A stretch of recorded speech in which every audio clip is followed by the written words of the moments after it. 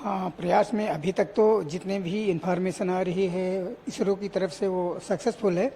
In case अगर किसी तरह की कोई डिफ़िकल्टी आई तो इस बार इसरो ने इसको इसी तरह से तैयारी की है कि ज़्यादा फ्यूल रखा हुआ है, जिससे कि इसको अगर सूटेबल कंडीशंस नहीं बन पाई तो 4 दिन बढ़ा सकते हैं। वैसे काफ़ी चीज़ें टेक्निकली इसको बहुत ही स्ट्रांग किया है। जैसे कि जो पहले में फेल्योर था वो था कि उसकी स्पेस था 500 मीटर इंटू 500 मीटर, इतने एरिया में ही वो लैंड कर सकता था, उतने के लिए ही बनाया था। इस बार इन्होंने 4.3 मल्टीप्लाई 2.5 यानी 4.5 गुणे 2.5 किलोमीटर का एरिया इनको मिल रहा है। तो उस वक्त इनका जो हाई रेजोल्यूशन कैमरा विक्रम के साथ है वो ऊपर से इनिशियल जो 25 किलोमीटर ऊपर जब वहाँ पर लैंडिंग के लिए तैयार होगा वो उस वक्त उसको मॉनिटर करेगा कि सेफ लैंडिंग कहाँ हो सकती है, और अगर इन केस उसको सूटेबल जगह नहीं मिली तो फिर उसको 4 दिन के लिए खिसका सकते हैं।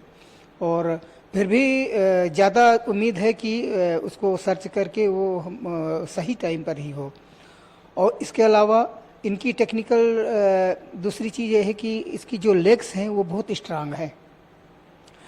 तीसरी चीज़, पहले 5 इंजन थे, इस बार 4 इंजन इन्होंने रखा है, और 5 इंजन से थोड़ा सा डिसबैलेंस हो रहा था। इसमें 4 इंजन से इनको बैलेंस लैंडिंग में बैलेंस की ज़्यादा संभावना है, तो इसको इम्प्रूव भी किया है। तो ये 3 चीज़ें ये हैं। एक प्रॉब्लम, एक चुनौती ये भी रह सकती है क्योंकि वो चंद्रयान घूम रहा है, उसकी स्पीड को कंट्रोल करना भी लैंडिंग के समय। हाँ, वही करेंगे, क्योंकि अभी तो ये इलिप्टिकल पाथ में घूम रहा है, मिनिमम है 25 किलोमीटर मिनिमम है, और उसका 143 किलोमीटर तो ये इलिप्टिकल पाथ है, एक अंडाकार मार्ग है, उसमें चल रहा है।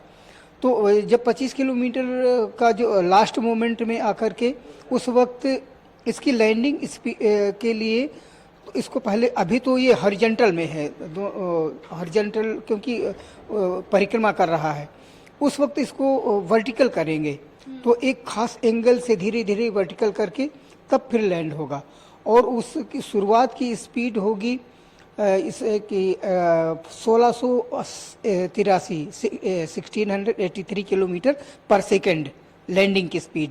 फिर उसको 7.5 किलोमीटर तक उसको उसी स्पीड में रखेंगे। फिर इसके बाद उसको रिड्यूस करेंगे 400 मीटर पर सेकंड। इसके बाद और ये 50 उसको 150 किलोमीटर पर सेकंड पर आएगा, फिर 50 किलोमीटर पर सेकंड में आएगा, सारी मीटर्स में है। और लास्ट के जो 10 मीटर की ऊंचाई होगी वो सबसे क्रूशियल होगी, उस वक्त ये टोटल वर्टिकल होगा और उसकी स्पीड हो जाएगी 2 मीटर पर सेकंड।